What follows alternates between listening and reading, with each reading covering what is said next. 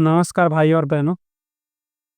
मैं Hemant Tiwari, DM builder Raipur से आपको कुछ ऐसी जानकारी दूंगा या ऐसा कुछ बात बताऊंगा, समझाऊंगा जो आपको रायपुर में ज़मीन खरीदने से पहले जानना और समझना ज़रूरी है।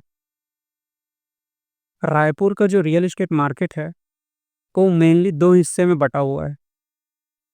एक है नया रायपुर का हिस्सा, दूसरा है पुराना रायपुर का हिस्सा।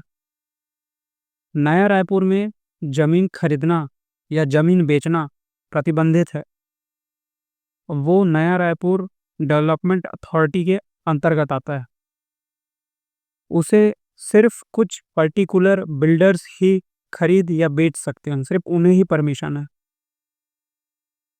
और इस वजह से वहाँ के प्राइसेस बहुत ज़्यादा होते हैं, या तो आपको वो मिलते नहीं आसानी से।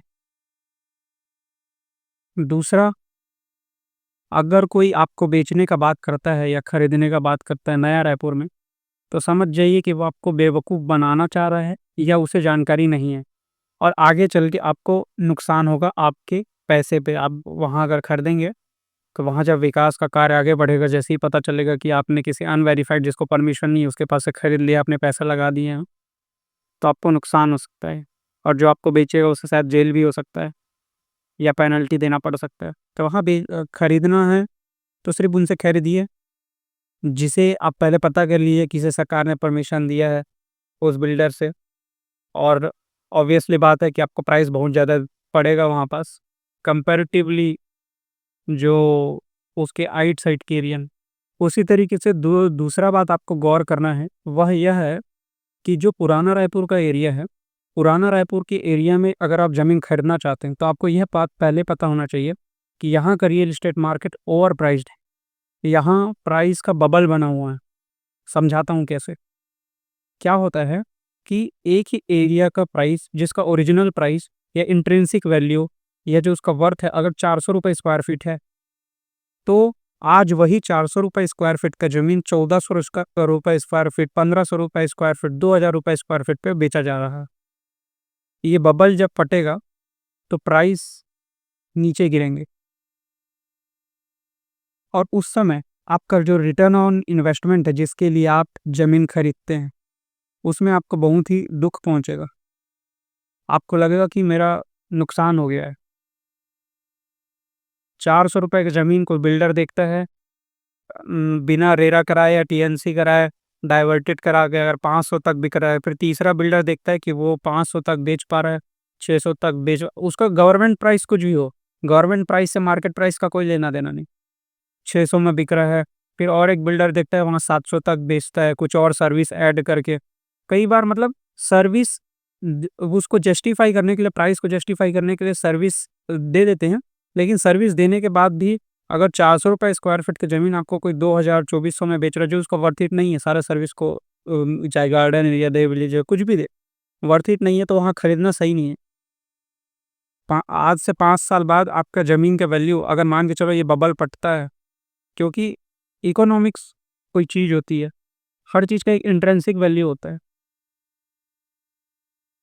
और ऐसा नहीं है कि ये इतिहास में हुआ नहीं है, ये बहुत बड़े-बड़े जगह बार-बार हुआ है। ज़मीन के प्राइसेस, फ्लैट्स के प्राइसेस, हाउसेस के प्राइसेस नीचे चले जाते हैं। तो आपको ज़मीन खरीदते समय यह ध्यान रखना है कि आपका पैसा सही ज़मीन में लगे, सही ऐसे जगह लगे जहाँ आपका रिटर्न ऑन इन्वेस्टमेंट सही बने। ऐसा लगे कि मैंने सही दाम पे ज़मीन खरीदा। रायपुर में आपको, अगर मैं बोल रहा हूँ कि नया रायपुर में आप ज़मीन खरीद नहीं सकते हो, मतलब प्रतिबंधित है ज़्यादातर। और मैं यह बोल रहा हूँ कि पुराना रायपुर में खरीदने से पहले आपको सोचना चाहिए कि क्या वो वर्थ इट है, क्या वो रिट कॉमर्शियल पर्पज़ से अगर पुराना रायपुर में ज़मीन खरीदते हो तो वर्थ इट है, लेकिन रेसिडेंशियल पर्पज़ से, इन्वेस्टमेंट के पर्पज़ से खरीद रहे हो, रिटर्न ऑन इन्वेस्टमेंट बनाना है, घर बनाना है, तो ये सब के पर्पज़ से अगर आप खरीद रहे हो तो आपको एक बार सोचना चाहिए कि क्या, अगर मैं 50 लाख 1 करोड़ का अगर मैं ज़मीन खरीद रहा हूँ, क्या उसका वैल्यू सही में उतना है? तो अगर मैं दोनों चीज़ बोल रहा हूँ कि नया रायपुर में नहीं खरीद सकते और पुराना रायपुर में नहीं खरीदना चाहिए या सोचना चाहिए, तो खरीदना है कहाँ रायपुर क्षेत्र में? उसका जवाब है रायपुर और नया रायपुर के बॉर्डर में स्थित जो गांव है या बॉर्डर में स्थित जो एरिया है वहाँ आपको खरीदना चाहिए। वहाँ की जो प्राइजेज हैं वो इन एरिया से कंपैरेटिवली कम है। वहाँ डेवलपमेंट ज़्यादा जल्दी पहुँचेगा और वहाँ जो रिटर्न ऑन इन्वेस्टमेंट आपका बनेगा वो मेरे हिसाब से 10 गुना तक भी बन सकता है, 5-10 गुना तक बन सकता है रिटर्न ऑन इन्वेस्टमेंट, क्योंकि रायपुर अब भर चुका है, कंजेस्टेड हो चुका है, वो फैलेगा। तो सबसे ज़्यादा आपका फ़ायदा अगर आपको रिटर्न ऑन इन्वेस्टमेंट बनाना है तो आपको बॉर्डर के जो एरियाज़ में वहाँ लैंड लेना ज़्यादा फ़ायदेमंद रहेगा। या आप घर बनाने के पर्पज़ से भी ज़मीन खरीदते हैं तो मेरे हिसाब से वर्थ इट रहेगा कि वहाँ का ज़मीन खरीदें। आपको ऐसा ना लगे कि 50 लाख में आप 10 लाख का ज़मीन खरीदते हैं। अगर आप वहाँ 50 लाख देंगे तो 50 लाख के वर्थ का ही ज़मीन खरीद पाएँगे या 40 लाख के, मतलब आपका पैसे का सही इस्तेमाल होगा। अब बॉर्डर में तो बहुत सारे एरियाज़ स्थित हैं, बॉर्डर बॉर्डर में तो बहुत सारे गाँव हैं, जो इसका सरकमफेरेंस है रायपुर का और न्यू रायपुर का वो तो बहुत बड़ा है, तो खरीदना कहाँ चाहिए? ऐसे गाँव या ऐसे एरियाज़ जिसे पुराना रायपुर और नया रायपुर दोनों की कनेक्टिविटी मिलती है, जिसे national highways, hospitals, schools, industrial area सबका जो कनेक्टिविटी मिले, ऐसे एरियाज़ में आपको इन्वेस्ट करना चाहिए। ऐसे एरिया में आपको ज़मीन खरीदना चाहिए, प्लॉट्स खरीदने चाहिए। चाहे आप टीएनसी रेरा ही क्यों ना खरीदें। चलो टीएनसी रेरा अगर आप खरीद ही रहे हैं, आपका बजट है तो फिर भी आप पुराना रायपुर या नया रायपुर में खरीद सकते हो। लेकिन अगर आप बिना टीएनसी रेरा के कोई नॉर्मल ज़मीन खरीद रहे हैं, तो फिर मेरे हिसाब से आपको ये बॉर्डर एरियाज़ ही पकड़ने चाहिए। और रिटर्न ऑन इन्वेस्टमेंट जिनको बनाना है, जो इन्वेस्टमेंट के पर्पज़ से ज़मीन खरीदते हैं, उन्हें तो बिल्कुल बॉर्डर में ही खरीदना चाहिए। तुलसी तुलसी बहुत अच्छा जगह है, पिरदा रोड वाला, जोरा के पास जो है। मैं मैप देख रहा था, उसको दोनों का कनेक्टिविटी मिलता है। अटल रेलवे स्टेशन जो कि नया रायपुर में बनेगा, जिसे सरकार का लक्ष्य है कि सबसे बड़ा रेलवे स्टेशन बनाना है, उसका कनेक्टिविटी मिलता है। उसको नेशनल हाईवे 53 का कनेक्टिविटी मिलता है, रिंग रोड 3 का कनेक्टिविटी मिलता है। शायद मैंने कहीं न्यूज़पेपर में पढ़ा था, उसको नगर निगम या नगर पालिका प्रस्तावित, ऐसा कुछ ये भी पढ़ा था मैंने। और भी मतलब मैं एग्ज़ाम्पल दे रहा हूँ, सिर्फ़ एक एग्ज़ाम्पल एग्ज़ाम्पल दे रहा हूँ। ऐसी बहुत सारे गाँव हैं जिसको दोनों एरिया का कनेक्टिविटी मिलता है और बहुत सारे हैं जो बॉर्डर में हैं, तो आपको ऐसे ही जगह खरीदना चाहिए। सबसे पहली बात है, आप जब ज़मीन खरीदते हो ना, तो ऑब्वियसली बात है 10, 20, 30 लाख, 50 लाख, 1 करोड़ ऐसा ज़मीन आप खरीदते हो, 1000 स्क्वायर फीट, 2000 स्क्वायर फीट आप ज़मीन खरीदते हो, आपको लाखों रुपए लगते हैं।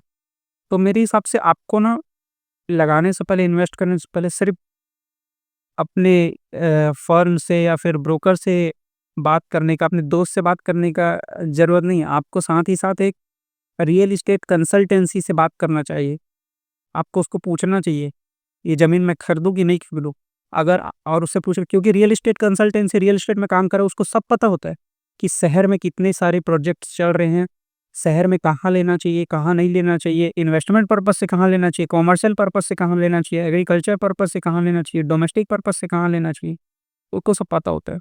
उसको ये पता होता है आपको प्राइस सही पड़ रहा है कि नहीं पड़ रहा है। वो आपसे पूछता है आप किस प्लान से ले रहे हो, किस साल का किस हिसाब से ले रहे हो, कि आपको तुरंत घर बनाना है, तुरंत घर नहीं बनाना है, 1 साल बाद बनाना है। इसमें ज़्यादा आपको रिटर्न ऑन इन्वेस्टमेंट चाहिए। उन लोग के पास खुद भी अपना-अपना प्लान होता है, प्रोजेक्ट्स होता है, जो आपको प्रमोट करके बताते हैं कि सर यहाँ मत लो, हमारे पास ले लो, हम आपको इससे अच्छा प्लान देंगे। वो समझाते हैं आपको कि हमारे पास लोगे या फिर उसके पास लोगे, जिस भी बिल्डर का बताएँगे कि उसके पास लेंगे तो ये पास पड़ेगा, ये दूर पड़ेगा। मतलब एक प्रकार से वो आपको समझाते हैं और ये सब ना फ्री होता है। कुछ लोग फ्री में देते हैं, कुछ लोग ₹500 आधा घंटा का लेते हैं, कुछ हज़ार, ज़्यादा चार्ज नहीं होता है।